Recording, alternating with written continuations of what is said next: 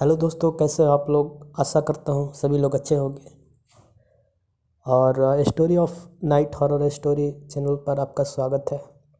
तो चलिए आज सुनते हैं दो रियल स्टोरी जो हमारे ही सब्सक्राइबर द्वारा भेजा गया है और जो बेसिकली काफ़ी रियल है। और तो हमारी जो पहली कहानी है वो आपका दिल्ली से आपका अभिनय जी ने भेजा है। तो आइए इनकी कहानी शुरू करते हैं। तो दोस्तों, मेरा नाम अभिनय है। मैं दिल्ली में हूँ और परीक्षा के सिलसिले में आया हूँ। 2 दिन पहले 30 मई की बात है। मैं जब अपनी परीक्षा देने के लिए वापस घर आया तो देखा कि घर में सब लोग अजीब सी बेचैनी के लिए बैठे थे। मैंने पूछा तो किसी ने कुछ नहीं कहा और मुझे हाथ मुँह धोकर कुछ खाना पीने के लिए कह दिया गया। और मैं बिना किसी बात के सोचे अगले दिन ही के परीक्षा के बारे में सोचता हुआ हाथ मुंह धोकर थोड़ा शरबत पानी से खुद को गर्मी की तपिश से शांत किया।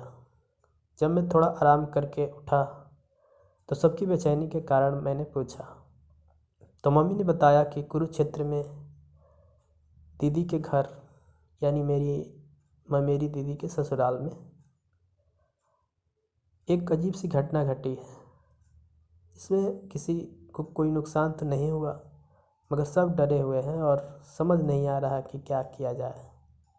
मैंने पूछा कैसी घटना, क्या हुआ वहाँ पर। तो मम्मी ने बताया कि मेरी दीदी जो है, पहले तो मेरी मम्मी बात बताने से मना कर दी। फिर मैंने दीदी से बात की तो उन्होंने मुझे सभी बात बताया।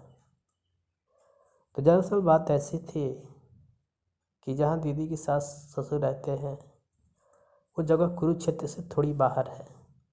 वैसे तो दीदी और जीजा जी दिल्ली में ही रहते हैं, मगर उनके सास ससुर वहाँ कुरुक्षेत्र में रहते हैं क्योंकि वे रेलवे में कर्मचारी हैं और कुरुक्षेत्र से आगे एक छोटे स्टेशन का सारा कार्यभार संभालते हैं। इसलिए वो वहीं पास में बने रेलवे क्वार्टर में रहते हैं। और जो कि आप लोग ने देखा होगा रेलवे स्टेशन के आसपास बने होते हैं।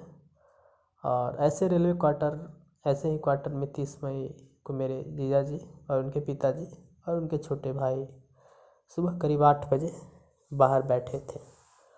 और घर के अंदर एक कमरे से गुजरने के बाद रसोई में मेरी दीदी और उनकी देवरानी चाय नाश्ता तैयार कर रही थी और उनके सास वहीं बैठी थी और वे आपस में बातचीत कर रहे थे। तो अचानक हुआ क्या कि बाहर जीजा जी ने देखा कि बगल के घर में एक आदमी जिसने पुराना सा पैजामा पहना था और ऊपर एक गंदी सी चादर सर तक ओढ़ रखी थी और रंगे पैर दौड़ता हुआ बगल के घर से निकला और जीजा जी के घर की तरफ पट गया। जीजा जी उसे रोकने के लिए आगे बढ़े, तब तक वो दौड़ता हुआ घर में घुस गया। पीछे से उसके पीछे जीजा जी, उनके भाई और उनके पिताजी भी उसे पकड़ने के लिए दौड़े। तब तक वो रसोई की तरफ पट गया, जिसे देखकर दीदी और उनकी देवरानी के साथ उनकी सास भी चिल्ला पड़ी।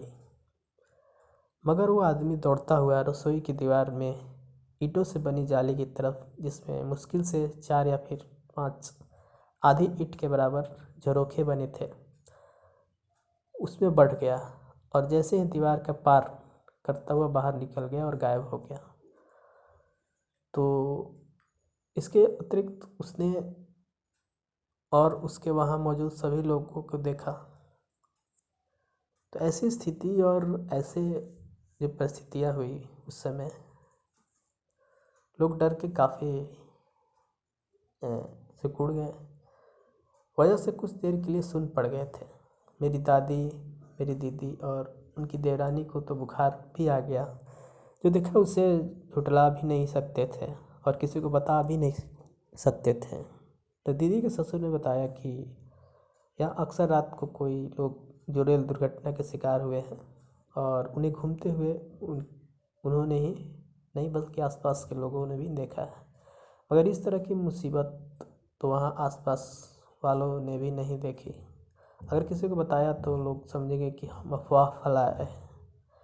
तो यह बात किसी को बताया भी नहीं जा सकता था।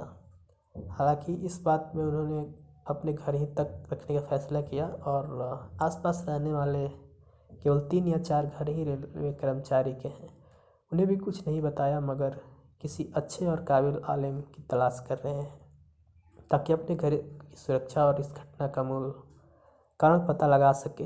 जीजा के पिताजी ने दीदी, जीजा और उनके छोटे भाई को दिल्ली भेज दिया और जब तक ये समस्या हल ना हो जाए वहाँ ना आने की सलाह दी है।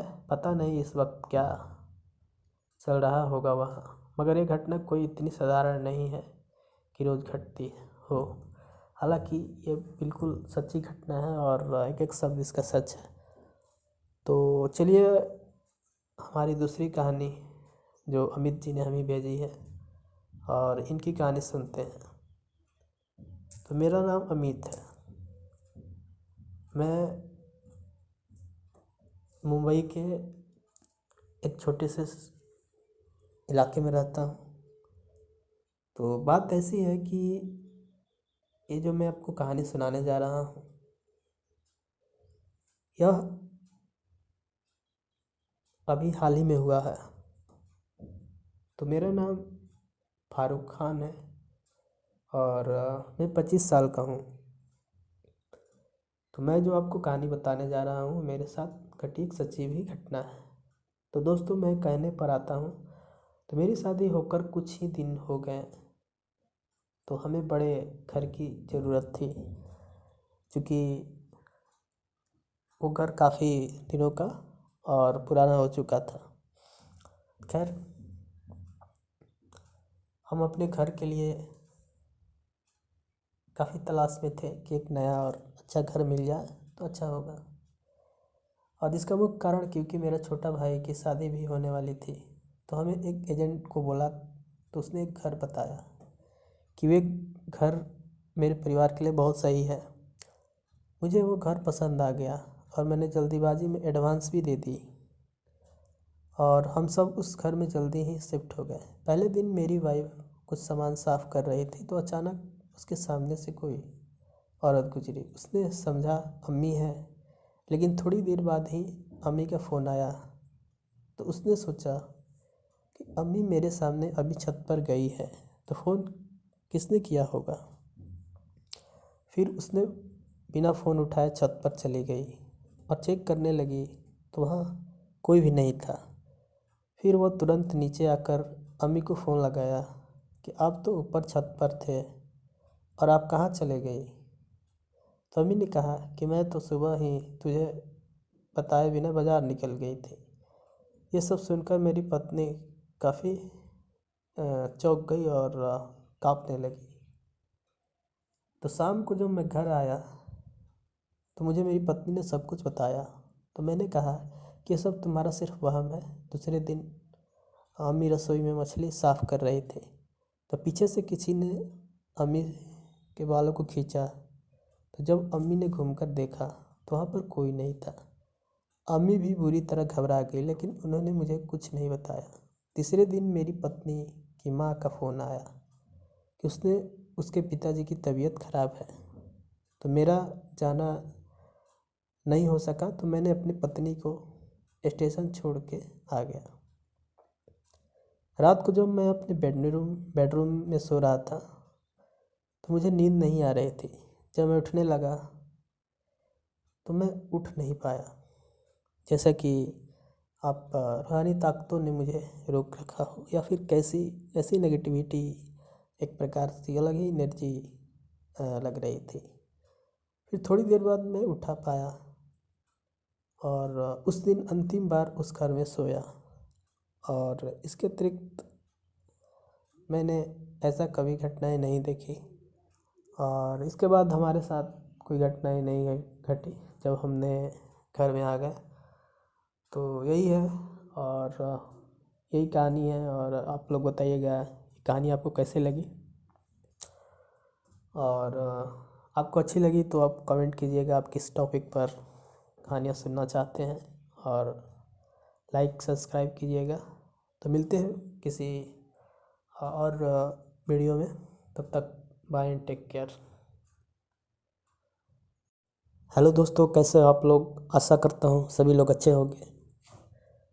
और story of night horror story channel पर आपका स्वागत है।